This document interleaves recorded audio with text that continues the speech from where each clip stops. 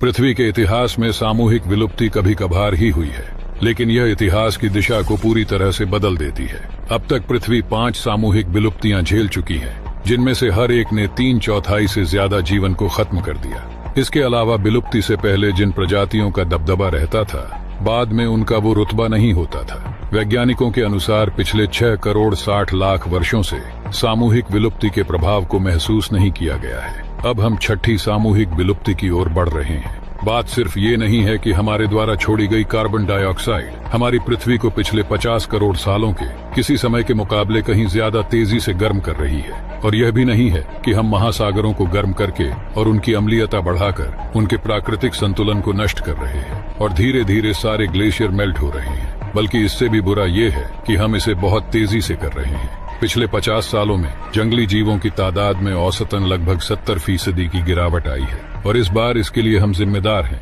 इस अंधकार में भविष्य के अनुमान के बावजूद उम्मीद की एक किरण है। जिंदगी की 4 अरब सालों की कहानी में हम पहली प्रजाति है जो समझ सकती है कि हमारी दुनिया के साथ क्या हो रहा है, और हमें ये भी समझ है कि इसे ठीक करने के लिए क्या करना होगा। हमारी बुद्धिमत्ता हमें यहाँ तक लेकर आई है, और सिर्फ यही हमें बचा सकती है। हमारा और पृथ्वी का भविष्य अभी लिखा जाना बाकी है। अब हम जो कदम उठाएंगे उससे जीवन का अगला अध्याय तय होगा।